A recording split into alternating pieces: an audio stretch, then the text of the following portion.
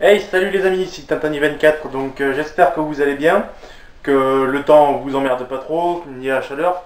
Donc nouvelle vidéo pour lancer le reste de la fabrication du pain. Donc je vous laisse avec le prof qui a beaucoup de choses à vous apprendre encore sur le pain et sa fabrication, parce qu'on a vu les ingrédients. On a vu les ingrédients, on a vu l'eau, la farine, le levure, le sel et les additifs. Maintenant, on part sur l'outillage du boulanger, mais je vous laisse, le prof vous expliquera mieux que moi.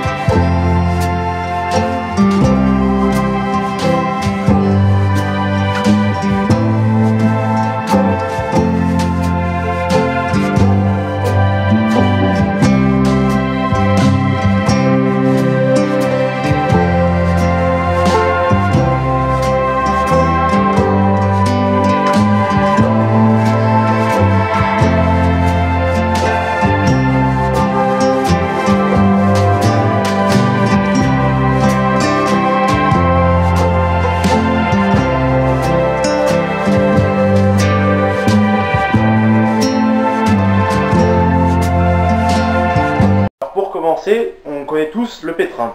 Vous savez, cette grande machine que le boulanger se sert pour pétrir son pain. Donc, son nom parle de lui-même. Donc, le pétrin qu'on a maintenant, donc celui-là, a fait beaucoup de modifications dans le passé, comme je vous l'ai dit. Avant, on pétrissait à la main. Donc, on part du premier boulanger sur cette terre jusqu'à 1760. On pétrissait qu'à la main. Alors, le pétrissage à la main, ça se faisait comme ça. Alors, c'est très simple. Le pétrin, c'était une espèce de cercueil en bois, à peu près de 3 mètres.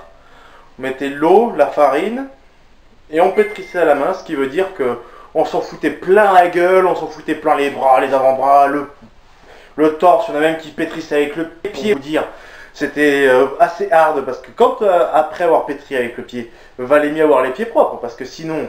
Le pain, même s'il était cuit, je suis sûr qu'il y avait toujours un petit gars qui disait le pain il est bon, hein, surtout avec ce petit goût de fromage. Je sais pas ce que vous voulez dire que le pain est dégueulasse. J'osais pas le dire, mais vous l'avez dit à ma place. Oui, le pain est dégueulasse. Donc vous voyez, le pain, c'était vraiment quelque chose de sérieux à l'époque.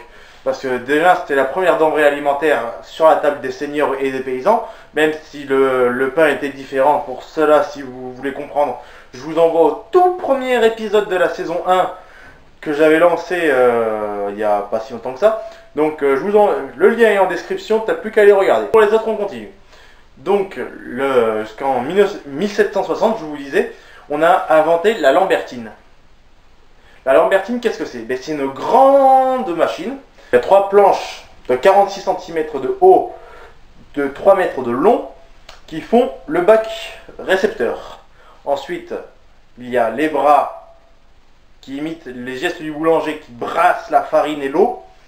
Et après, il y a la manivelle sur le côté pour tirer, pour faire fonctionner les bras.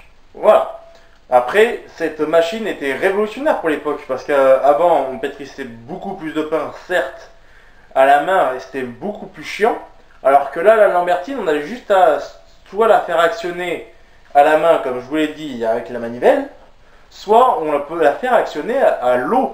Et oui, ceux qui habitaient dans les moulins à eau et qui voulaient faire leur pain, ils avaient juste à mettre une petite poulie reliée à un bout de bâton qui sert d'axe dans la manivelle. L'eau entraînée par la poulie fait des mouvements et les bras se rentrent en mouvement comme ça pour percer la pâte. Et bien oui les gars, je sais pas si on y avait pensé avant, mais ça devait être une belle avancée technologique. Ça pouvait pétrir jusqu'à 300 à 350 kg de pâte quand c'était plein. Non mais il faut se rendre compte de l'évidence. Le pétrin a beaucoup évolué en espace de 3 siècles et demi. Je m'égare un peu, excusez-moi. Alors, après pour le pétrissage, avant c'était très simple.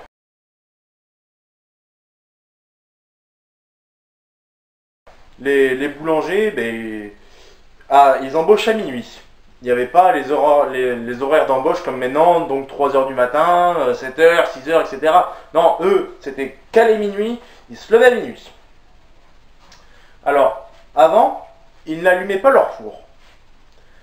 Dès qu'ils rentraient, ils mettaient leur farine, leur flotte dans le pétrin.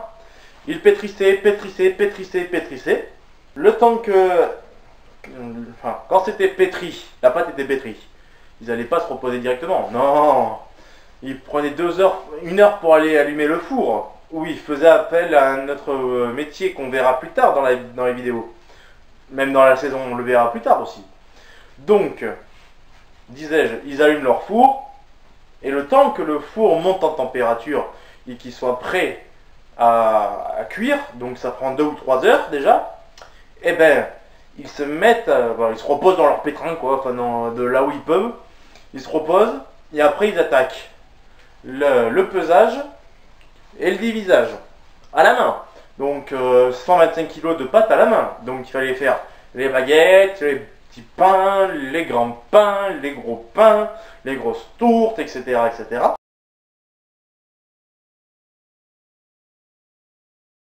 Maintenant, le pétrissage grâce au pétrin électrique hydraulique, donc le pétrin qu'on connaît maintenant, c'est celui-là, là. Et bien, si vous voulez, et ben, il est différent. Premier pétrin, enfin, pour le pétrissage des pétrins modernes, et ben, c'est simple. Ça change pas beaucoup, on met l'eau et la farine dans la cuve, on fait tourner en première vitesse, tout doucement, jusqu'à ce que le pétrissé, ce qu'on appelle la pétrissée, c'est le résultat d'une pâte brute, juste mélange farine et eau. Et eau, on rentre du boulot. Non, c'était pourri comme blague, vous pouvez me le dire dans les commentaires, hein. Bon, je m'en branle. Donc, une fois que le mélange eau-farine soit bien fait, on actionne la deuxième vitesse, donc on appuie sur un bouton, ça actionne la deuxième vitesse. Et là, la cuve va de plus en plus vite jusqu'à atteindre à peu près 6000 tours minute, voire plus. On ajoute le levain ou la pâte fermentée, le sel, la levure. Et on continue à faire tourner en deuxième vitesse. Et on fait tourner le serviette.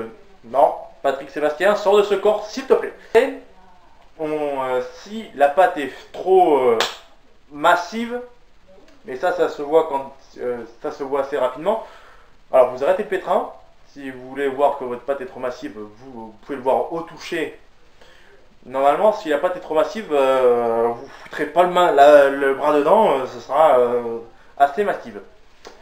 Alors que si à l'inverse, elle est parfaite, élastique et tout, vous avez une pâte parfaite. Et vous n'avez pas besoin du cas suivant, du bassinage. Alors le bassinage, c'est on fait mettre le pétrin en première vitesse et on rajoute de l'eau dans la pâte jusqu'à ce que la pâte se détende par elle-même et que jusqu'à ce qu'il n'y ait plus d'eau, on le met très délicatement en filet, donc comme une petite fontaine.